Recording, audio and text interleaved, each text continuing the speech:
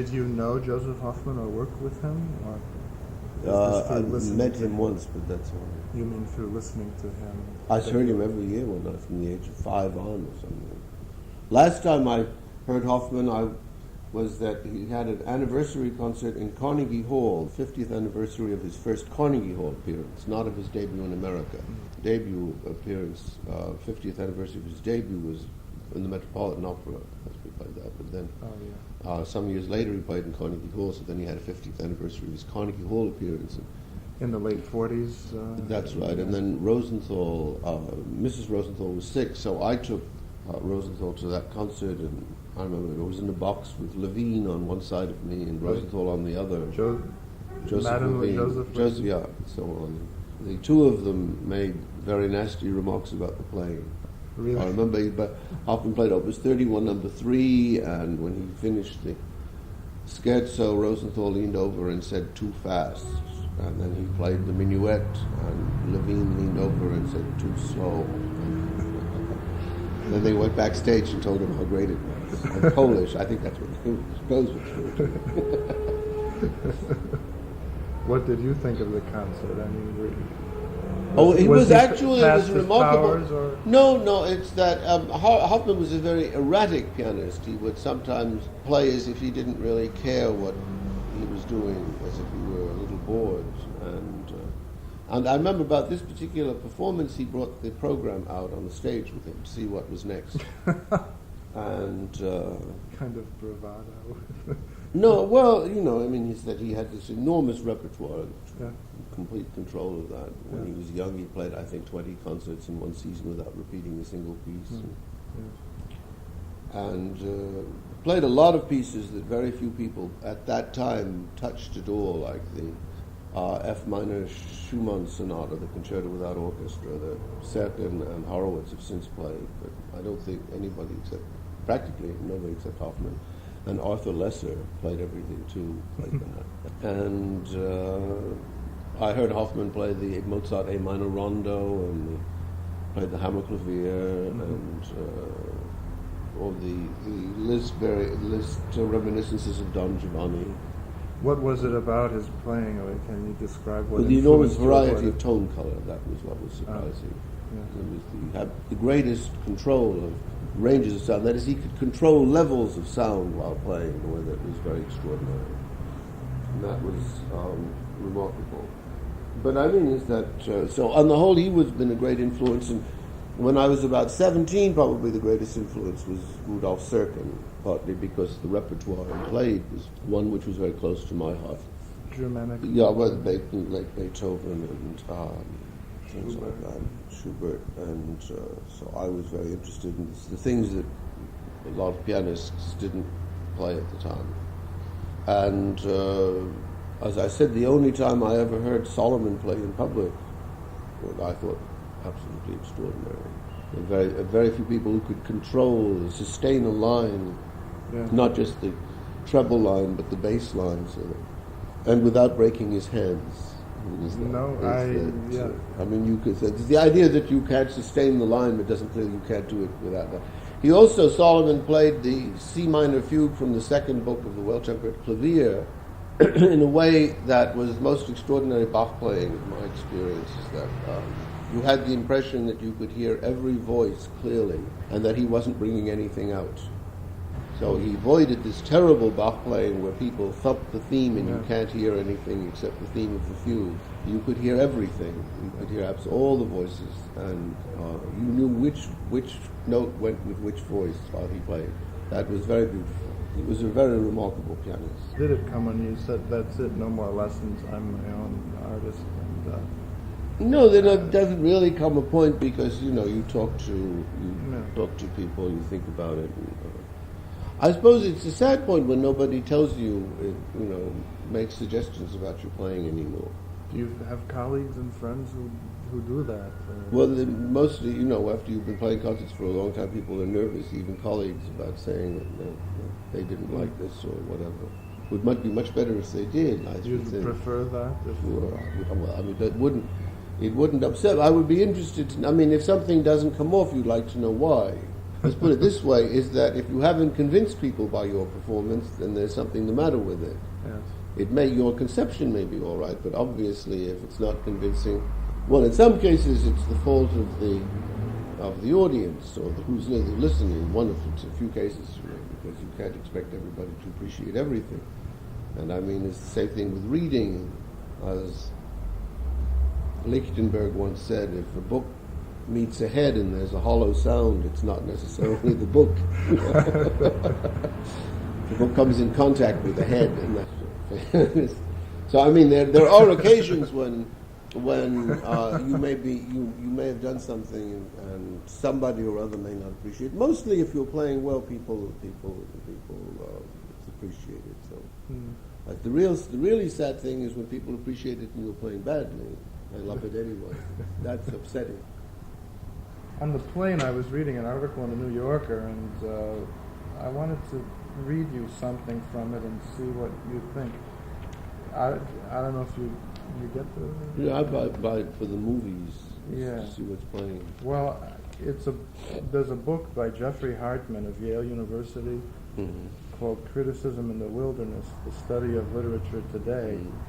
And the reviewer, in interpreting his work, makes this statement, and I'm going to turn it into a question.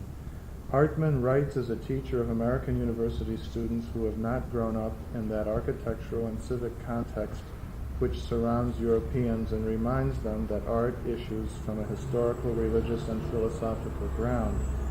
It is no use, Hartman argues, giving our students a piece of literature and asking them to, quote, read it. They haven't the cultural equipment to read it.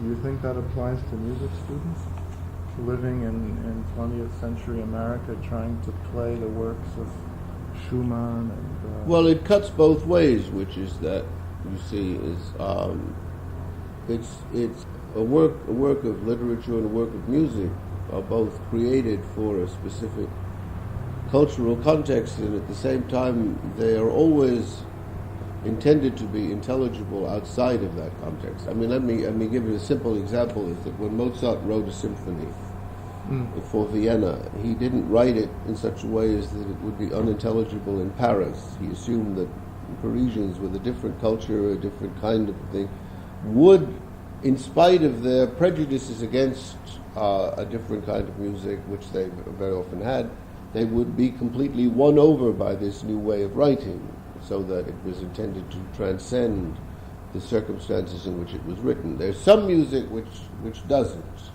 I mean, those Haydn operas, and in fact Haydn was aware of that, said that these were written for a specific locality and that they don't really travel. I mean, he wrote it for Esterházy. Not for export. And they're not for export, because so on. But and then it was a letter to Haydn where the Prague Opera wanted him to write an opera, and he said, well, he couldn't send one of his old operas because they didn't really work outside that small little court in Hungary where he was the local music director. Do you think he was correct? I think so on the whole, yeah. And because he knew perfectly well. He said I could write a new opera, but he said then I would come into competition with Mozart, and I don't really think I can do that. Mozart had just written Figaro. You said Figaro is obviously an opera which transcends most of the local cultures of the time, and there is a sort of general European culture which you need to understand Figaro. There's a great deal of European history and so on that one needs to. I don't really see why that can't be absorbed by American students, but in fact there is a certain way of taking literature which is, like one might say, out of context, which every work of literature and every work of music has to be taken to some extent. In other words, let me put it this way: if you're playing the sonata by Elliott Carter, you play it as if this was not just a modern work. You play it as if this was a classic work, just like a piece by Beethoven. If you do it on the grounds that this is now modern music and you have to play it a certain way, then it comes out wrong. I remember, by the way, I was playing recently on the French radio, and I had to do the Schumann-Davidsbündler-Tänze, and then the following day they asked me to do a lot of Schönberg, and I was doing the Opus 25 suite, and the Opus 19 little pieces, and we had a microphone test, and I listened to it, and I said that I didn't really like the piano sound on that microphone setup, and I said, couldn't they do? It sounded much better yesterday when I was doing the Schumann, and the engineer said, well, but that was for 19th century music. We have a different setup for contemporary music. I said, well, is that Schoenberg is supposed to sound like Brahms, so now why don't you give me a Brahms setup and I'll play it and it'll sound right, you see. It's true, and they really have this very, very funny attitude that one gets to. So in other words, that you are expected, you do expect music, so to speak, not to think all the time as to what context and what religious and cultural tradition that is coming out of, but as if it were a work by itself that existed in a void for a moment. I mean, then it goes back and forth between culture and existing in itself. I'm not trying to deny the cultural background for all of these, that one needs to appreciate it. I'm just saying that people end up by not appreciating it all if they insist upon the background being present at all times. Say that the work always manages to free itself from the traditions in which it was created. And transcend them ultimately. Oh, yes, but I mean, in a way, that's what a performance does. It's too much. In other words, that you can go in a way. You can destroy the piece in two ways, which you can play it as if there has no cultural background to it at all, so that you're just playing notes, which have a private meaning for you, or a meaning which has nothing to do with the meaning it could possibly have had for the period in which it existed. And you can also play it as if it had no meaning today, it only had a kind of historical meaning. And then you get an archaeological reconstruction, which so many performances are. People seem to like that at times, and other people like the other. I mean, I fall between two stools, or get caught between a crossfire. If you could design an ideal music curriculum for a young person who wanted to be educated in music, how would you do it? Gosh, I don't know. I mean, I think everybody should make his own curriculum. I always believe in people educating themselves. I always had terrible fights with my teachers, including the Rosenthals, both of them. We always used to argue about the music. How to play it, that's right. That's but I didn't argue much with the old man because he was terrible. He never argued, actually. He would always say, I have a different idea of this piece, and then he would sit down and show it to me. So I learned a lot that way, actually. But, it's that he never assumed that his way was the only way. In fact, the hardest thing about teaching is to find the way that the student wants to play the piece and is not succeeding. You like to know what they're trying to do. That's very hard to. That's very hard to do. Do you teach from time to time? Yeah, I give a couple of historical courses at Stony Brook. I teach one semester a year there. But I also take a couple of piano students. I wanted to ask you also about your own college education. If I'm wrong, both correct me and forgive me. You have a PhD in romantic... From French literature, yes. What was your topic? What was your thesis? My thesis was on La Fontaine. Nothing to do with music. No. But what happens is that I didn't want to be a musicologist, so I didn't want to study musicology. I wanted to be a pianist. So. And I was studying piano privately. You couldn't study it at Princeton anyway. They didn't teach any practical music at all. And New York is only an hour from Princeton. It used to be less because the trains ran properly.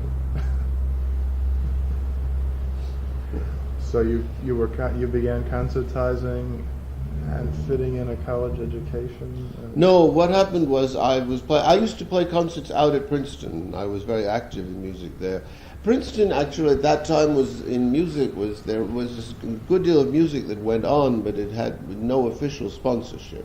I mean, you used to give concerts at the graduate school and perform, things like that, and rather like Harvard in a way too. At the present moment, most of the music at Harvard that goes on, the practical music, is entirely outside the department. Yeah.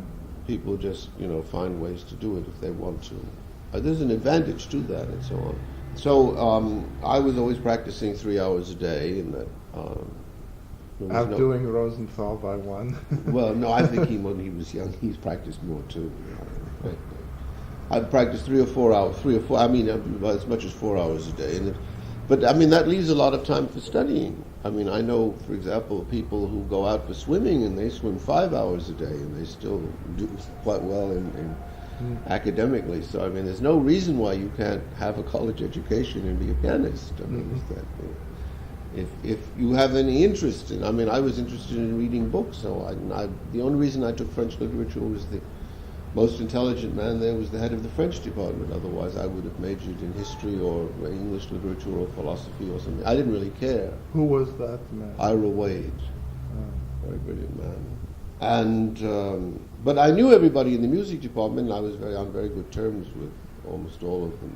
Who was there at that time? Well, teaching composition there was Bohuslav Martinu, which is in fact how I began recording, because I played a welcome concert for him. Then there was a small recording company that needed some Martinu recordings, so they used me and Martinu's recommendations. So I began recording, and I broke into the music business that way. And Milton Babbitt was teaching composition there too at Cone, and the musicology was Oliver Strunk and Arthur Mendel.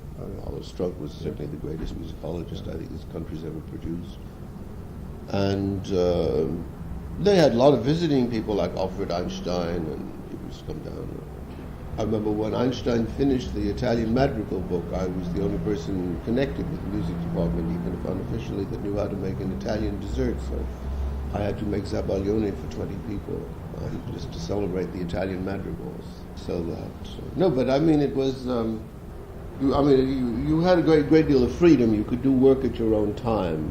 Particularly in the graduate school at Princeton, there were 12 graduate students in Romance languages and about 15 professors. So, and there were no required courses beyond one course in linguistics and a course in medieval French, which had 1 semester of each.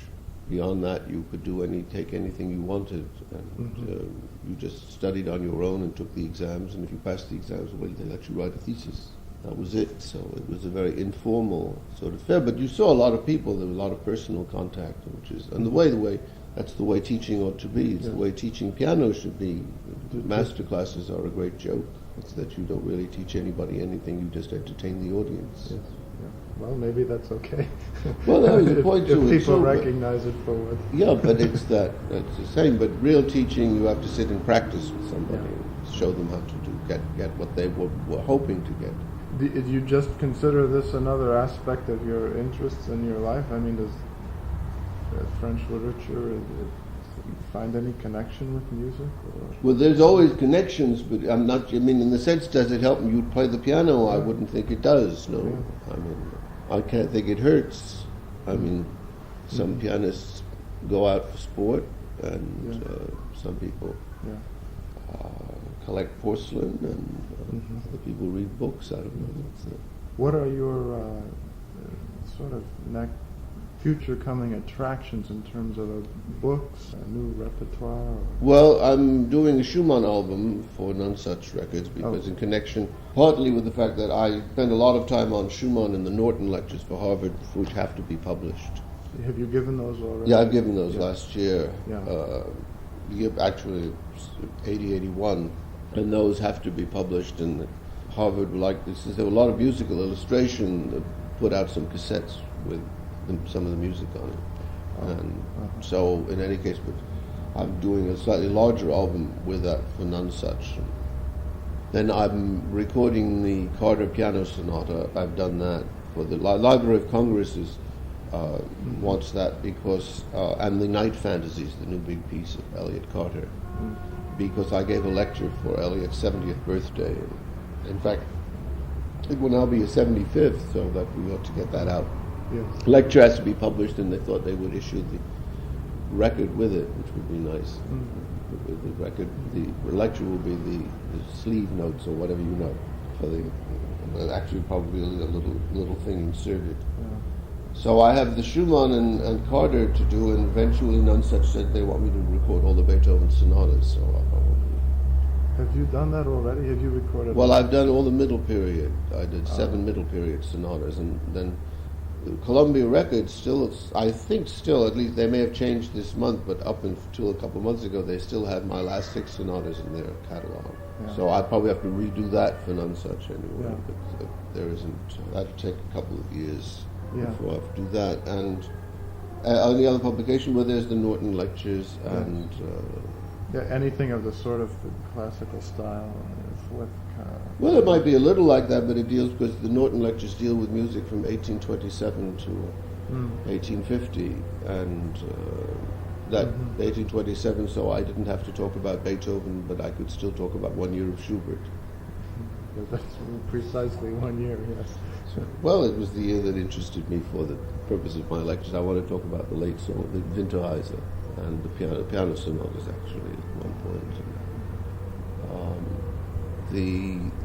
So I mean, that has to be published, and I really ought to. There shouldn't be any problem. I should get those lectures I gave in Berkeley published too, on the change from private to public performance of instrumental music in the 18th century and what that means for the style of playing. Mm-hmm. That was a lecture series out there. Out there, yeah. And I should get that published as well. Nice. Okay, I see it's 11 o'clock. Yeah, I have to go because I have to pick